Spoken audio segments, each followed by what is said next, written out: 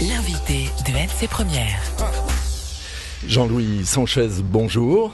Bonjour. Merci d'être avec nous ce matin. Vous êtes ce qu'on appelle un spécialiste de l'action sociale. Vous êtes chez nous pour plusieurs conférences à l'initiative de l'ASEA-NC, c'est-à-dire l'Association pour la sauvegarde de l'enfance, l'adolescence et des adultes de Nouvelle-Calédonie.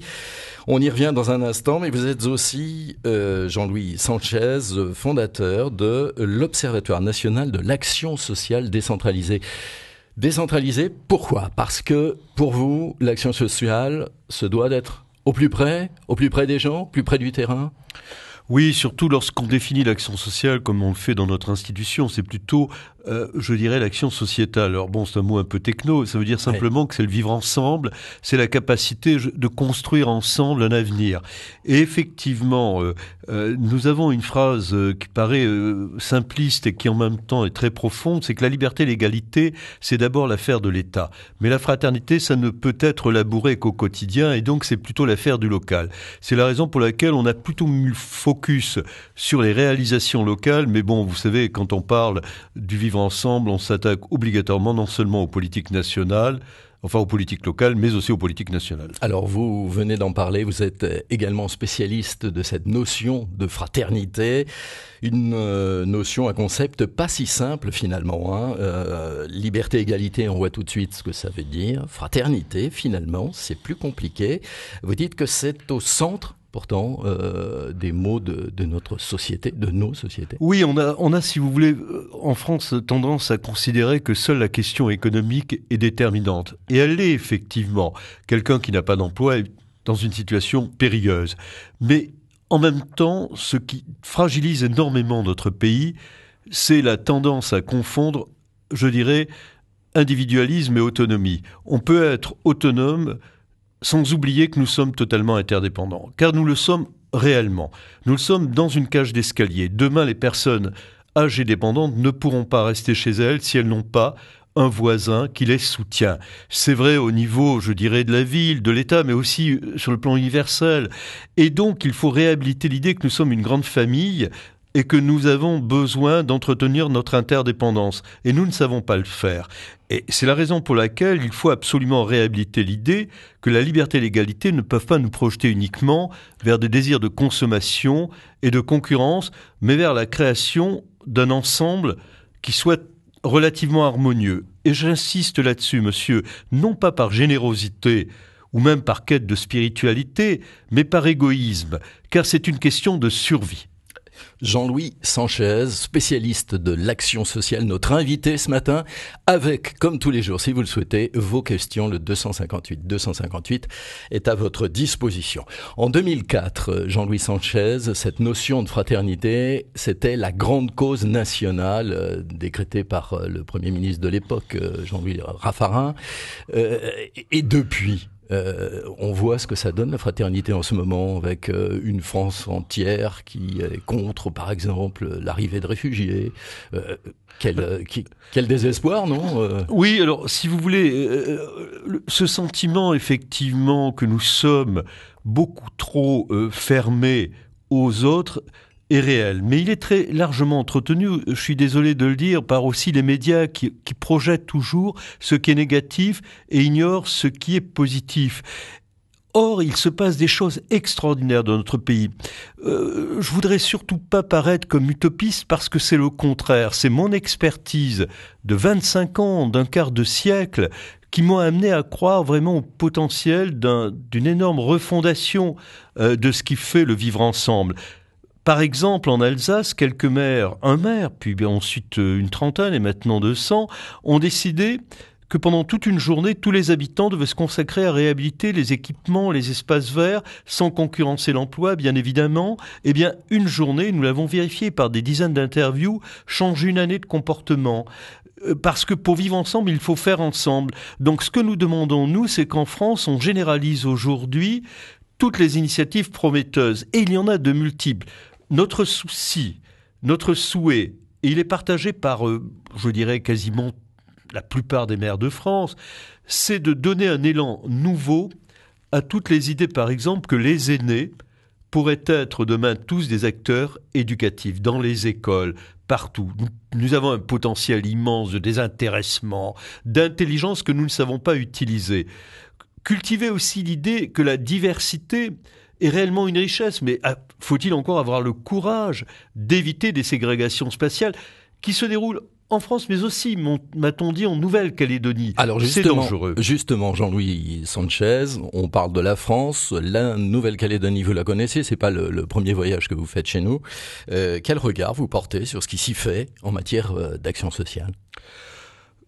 Écoutez, j'ai été fortement inspiré par la Nouvelle-Calédonie puisque c'est à l'occasion de mon premier voyage en Nouvelle-Calédonie à la demande de la province sud et de la province nord pour évaluer les politiques sociales que j'ai découvert quelque chose qui a consolidé mon idée que la fraternité n'était pas une idée utopiste puisqu'on refusait de laisser finalement les barrières s'élever entre les communautés pour élever au contraire des ponts. Et ça a été pour moi extraordinairement important. D'ailleurs, dans mon dernier bouquin, je cite dans le prologue Tibaou, parce que pour moi, ça devient une vraie référence philosophique universelle. Et effectivement, la Nouvelle-Calédonie a cette magnifique opportunité de se savoir vulnérable et donc d'avoir des personnes de toute communauté, femmes et hommes, qui essayent de creuser de nouvelles possibilités. Mais ce qui m'inquiète un petit peu, c'est que plus les échéances difficiles se précisent, plus votre communauté semble, je dirais, démotivée, ou en tout cas, on ne sent pas cet enthousiasme que j'avais senti dans les années 96 et 2000 pour construire ce monde nouveau. Et donc, je le dis, c'est un peu dangereux, parce que vous avez un immense potentiel, mais il faut effectivement qu'il y ait un nouveau, une ambition, un enthousiasme, une crédibilité. Et j'avoue que je suis, de ce point de vue-là, un peu déçu. Alors vous dites, Jean-Louis Sanchez, c'est au plus près qu'il faut pouvoir agir, mais on le sait bien, nos systèmes n'ont plus d'argent pour le travail social, c'est sans doute ce qu'on vous dit régulièrement, non ? Oui, mais vous savez, nous analysons dans notre observatoire que 30% des moyens sont mal utilisés, c'est-à-dire qu'il y a une énorme perdition. Aujourd'hui, on ne peut pas se contenter d'avoir une solidarité de droit, c'est-à-dire uniquement des dispositifs qui permettent de résoudre les problèmes. Il faut, à côté de cette solidarité de droit, restructurer toutes les solidarités naturelles, éviter que les normes étouffent complètement tout ce qui est humain. L'humain, par définition, est risque, et on veut étouffer le risque. En étouffant le risque, on étouffe l'humain.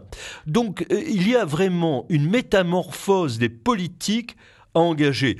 Alors, vous allez me dire, mais c'est trop lourd ce que vous demandez. Vous demandez une véritable révolution culturelle, révolution des postures, des fonctionnaires qui ne soient plus simplement des personnes qui font bien leur métier, mais qui sont de véritables militants du service public.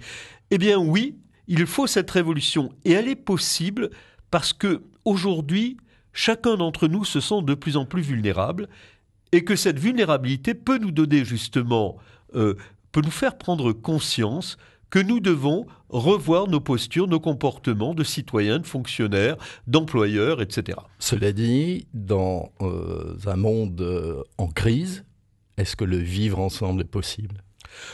Écoutez, c'est ce que j'essaye de démontrer, c'est qu'il y a 3 raisons de l'espérer. La première, c'est que c'est en période de vulnérabilité qu'on devient réceptif au discours du changement. Moi, je le vois même avec le personnel politique en métropole. Depuis 2 ans, on peut leur passer des messages beaucoup plus sévères qu'avant, en leur disant non. Vous ne serez pas crédible simplement en faisant de la politique, de l'éphémère et de la communication. Pourquoi ?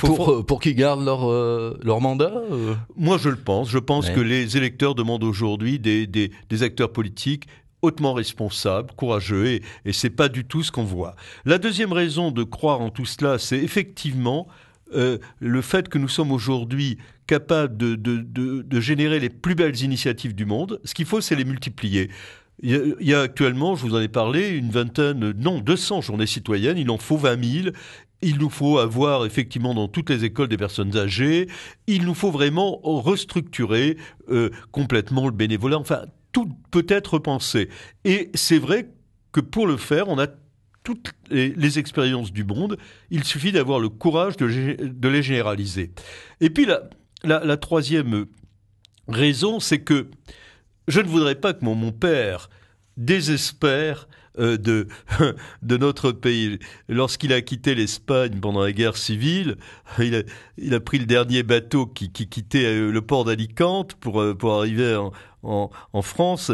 Et il nous disait, à nous qui n'étions pas encore nés, mais quelques années plus tard, on a quitté un pays de soleil, mais pour un pays de lumière. Et je continue de penser que la France peut nous offrir de vraies perspectives lumineuses. Avant de vous quitter, je rappelle les 2 conférences que vous allez donner. Jeudi, vous serez à Poindimier. Vous allez ouvrir la discussion sur la coutume dans les pratiques sociales. C'est quelque chose que vous connaissez, c'est quelque chose qui est, semble-t-il, assez original. Je vais être extrêmement prudent pour aborder ce sujet la coutume, je dirais, est un sujet qui est en soi d'une extraordinaire sensibilité. Je me garderai bien de porter un jugement sur la coutume. Non, ce que je crois qui peut être intéressant dans cette conférence, c'est de montrer qu'au fond, nous devons aussi nous inspirer des traditions. Moi, je cite souvent dans mes bouquins des adages africains ou calédoniens tels que ton plus proche parent est ton voisin. C'est-à-dire qu'on ne peut pas concevoir l'avenir sans une vision nouvelle des relations humaines et notamment à l'égard des personnes âgées.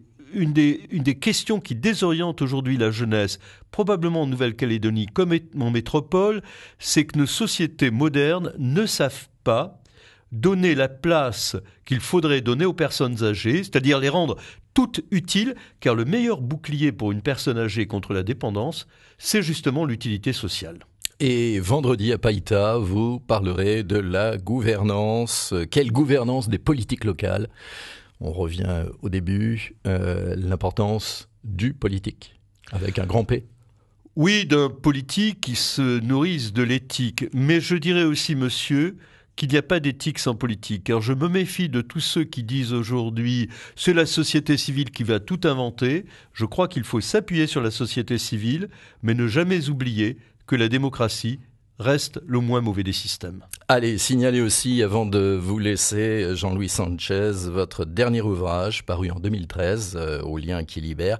Un bien joli titre, hein, La promesse de l'autre. On le trouve sur le territoire pour tous ceux qui seront intéressés par votre discours. Jean-Louis Sanchez, le fondateur de l'Observatoire national de l'action sociale décentralisée, était notre invité de la matinale. Vous pouvez nous retrouver en cliquant sur ncpremière.nc. Merci Jean-Louis Sanchez d'avoir été des nôtres. Merci beaucoup. On retrouve Bruno Rouvière, la suite de Matin Première.